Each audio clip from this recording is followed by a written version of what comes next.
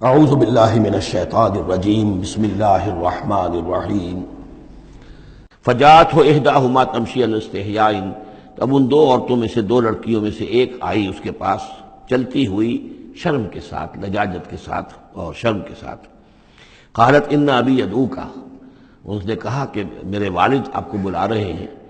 لیجزیک اجر ما سقیت لنا، تاکہ آپ کو بدلہ دیں، اجر دیں، آپ نے جو مشقت اٹھائی جھیلی، پانی کھینچا کنویں سے ہماری بھیڑوں بکریوں کے لیے، تو اجر ما سقیت لنا، ہمارے والد چاہتے ہیں کہ آپ کو کچھ اس کا اجر دیں۔ فلما جاءہ، جب وہ وہاں پہنچے اس کے پاس، وقص علیہ القصص، اور سارا قصہ انہیں سنایا، ساری بات سنائی، سارا بیان۔ قال لا تخف، انہوں نے کہا اب ڈرو نہیں، نجوت من القوم الظالمین، تم نجات پا چکے ہو اب ظالموں کی قوم سے، یعنی یہاں تک ان کی رسائی نہیں ہے، یہاں آرام سے رہو، کوئی تمہیں کھٹکا نہیں ہوگا، کوئی اندیشہ نہیں ہوگا۔ ان کے بارے میں اصل میں اختلاف ہے کہ بعض لوگ انہیں شعیب قرار دیتے ہیں، حضرت شعیب علیہ السلام مدین میں، کیونکہ انہیں مبعوث کیا گیا۔ اور اسی اعتبار سے علامہ اقبال کا بھی وہ شعر ہے کہ اگر کوئی شعیب آئے میسر، شبانی سے کلیمی دو قدم ہے، یعنی حضرت موسیٰ علیہ السلام چرواہے کی حیثیت سے حضرت شعیب کی خدمت میں رہے، 8 سال یا 10 سال ان کی خدمت گزاری کی، تو اس کے نتیجے میں ان میں وہ اوصاف پیدا ہو گئے، ان کی تربیت کے نتیجے میں، کہ وہ چرواہے سے بڑھ کر کلیم بن گئے، اللہ کے کلیم بن گئے۔ تو یہ تربیت حضرت شعیب کی ہے، لیکن یہ بات غلط ہے۔ اصل میں حضرت شعیب کا معاملہ ہم پڑھ چکے ہیں کہ وہ اللہ کے رسول تھے، اور رسول اگر تو زمانہ انہی کا تھا جبکہ ابھی وہ دعوت دے رہے تھے، تب بھی وہاں رنگ کچھ اور ہونا چاہیے تھا بالکل، اور اگر وہ رسول اس وقت ہیں جبکہ قوم ختم ہو چکی ہے، اس کے بعد جو بھی اہل ایمان بچ گئے ہیں اور حضرت شعیب بچ گئے ہیں، اگر یہ اس کے بعد کا مسئلہ ہے تو ان کا جو مقام ہونا چاہیے تھا وہاں پر یہ ممکن نہیں ہے کہ ان کی بیٹیاں اس طریقے پہ پریشان ہوں اور کوئی جو ہے ان کی امت میں سے کوئی ان کی خبر گیری کرنے والا رہا ہو، تو وہ پکچر بالکل بنتی نہیں ہے یہ۔ اور حضرت شعیب کا معاملہ جو ہے ظاہر بات ہے کہ یہ اس کے اندر فصل ہے، اگرچہ یقین کے ساتھ ہمیں معلوم نہیں۔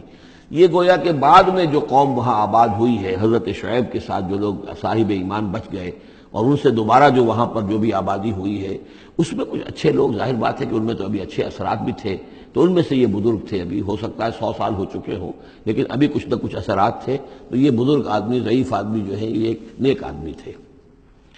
قالت احداہما یا ابت استاجرہ،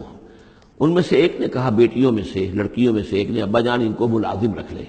اجرت پر رکھ لے، استاجر ہو۔ یہ استاجری اور اجیری، یہ دونوں جو ہیں اجیر اور مستاجر، در حقیقت یہ آجر اور اجیر وہ ہے کہ جو اجرت کے اوپر کام کرتا ہو، اور مستاجر وہ ہے جو کسی کو اجرت پر کام کرنے کے لیے رکھے، استاجر۔ مستاجر اس سے اس میں فاعل بنے گا۔ ہمارے ہاں عام طور پر غلط العام میں اجیر اور آجر کو یوں کہتے ہیں کہ آجر تو وہ ہے کہ جو کسی کو اجرت کے پر رکھے، اور اجیر وہ ہے جو اجرت پر کام کرے، حالانکہ عربی میں ان دونوں کے معنی ایک ہی ہے، آجر اور اجیر، ایک اس میں فاعل ہے، ایک صفت مشبہ ہے، دونوں کا مفہوم ہے اجرت پر کام کرنے والا، اور جو اجرت پر کام لیتا ہے وہ مستاجر ہے۔ یا ابت استاجر ہو، ابا جان ان کو ملازم رکھ لیں، ان خیر من استاجرت القوی الامین، یقیناً بہترین آدمی جسے ملازم رکھا جائے وہی ہوتا ہے جو القوی ہو، طاقتور ہو۔ وہ دیکھ لیا تھا کہ حضرت موسیٰ علیہ السلام سے کوئی جو ہے وہ وہاں کے چرواہوں میں سے کسی نے الجھنے کی کوشش نہیں کی، وہ ڈر کے ادھر ادھر ہو گئے اور کسی نے جو ہے ان کو روکا نہیں، تو طاقت والے بھی ہیں اور امین ہیں۔ انہوں نے یہ مشاہدہ کر لیا تھا کہ کوئی بری نگاہ حضرت موسیٰ نے نہیں ڈالی ہوگی ان لڑکیوں پر، تو ظاہر بات ہے کہ اس معاملے میں تو عورت کا جو ہے احساس بہت بیدار ہوتا ہے کہ کسی مرد کی عورت کس قسم کی نگاہ جو ہے کس قسم کی ہے جو اس پر پڑ رہی ہے، تو اسے چونکہ ذاتی تجربہ ہو چکا تھا کہ ان کے اندر وہ امانت پوری موجود ہے، اور کسی درجے میں بھی نگاہ کی خیانت بھی ان میں نہیں ہے، تو جس شخص کی نگاہ میں خیانت نہیں ہے وہ اور کسی معاملے میں کیا خیانت کرے گا۔ کہ قالت احداہما یا ابت استاجر ہو ان خیر من استاجرت القوی الامین، ابا جان ان کو ملازم رکھ لیجئے، اس لیے کہ ملازمت کے لیے بہترین شخص وہی ہوتا ہے جو طاقتور بھی ہو، کام کر سکے خوب، اور یہ کہ امین ہو، اعتبار کی قابل ہو۔ قال انی ارید ان انکحک احدی ابنتی ہاتین، انہوں نے کہا وہ صاحب جو بزرگ ہیں شیخ مدین کہ میں یہ ارادہ رکھتا ہوں، میرا خیال ہے کہ اپنی بیٹیوں میں سے ایک کو تمہارے نکاح میں دے دوں اے موسیٰ، علی ان تأجرنی 8 حجج، لیکن اس پر کہ تم 8 سال تک میرے ہاں اجرت پر کام کرو، میری ملازمت کرو۔ یہ جو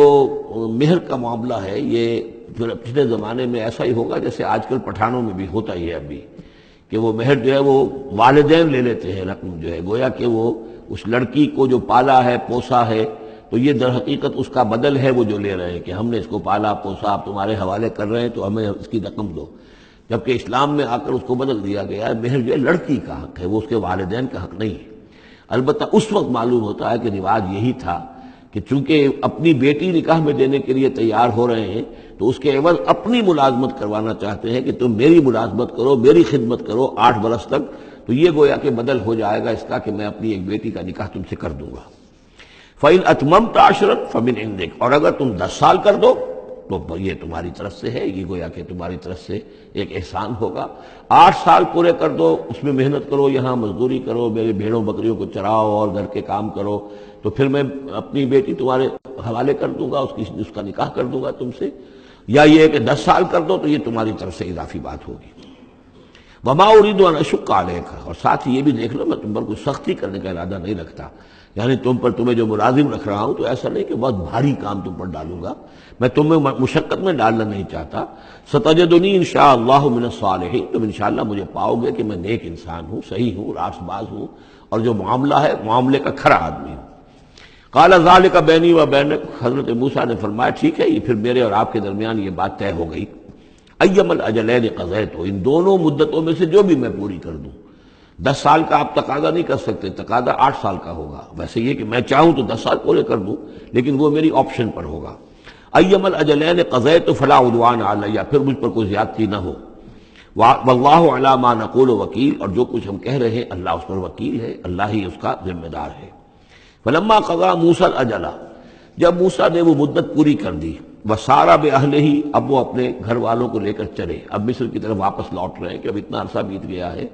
10 سال ہو گئے یا 8 سال ہو گئے یا 9 سال ہو گئے، اب بہرحال وہ معاملہ بھی ٹھنڈا پڑ چکا ہوگا، وہاں پر قتل وغیرہ کا کیا حالات وہاں ہوئے یہ بھی معلوم نہیں ہے۔ بہرحال وہ چلے ہیں واپس، سارا باہلہ لے کر چلے اپنے گھر والوں کو، یعنی اپنی اہلیہ کو۔ آنس من جانب طور نارا، انہوں نے پہاڑ کے ایک طرف ایک سائڈ پر طور کے انہوں نے آگ دیکھی۔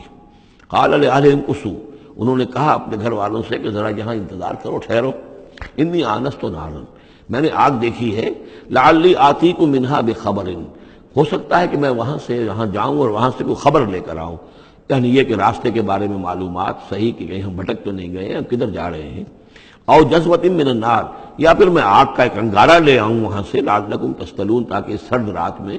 یہاں ہم آگ جلا لیں اور یہ کہ اس سے کہ آپ لوگ جو ہے وہ سینک سکیں۔ صدق اللہ العظیم۔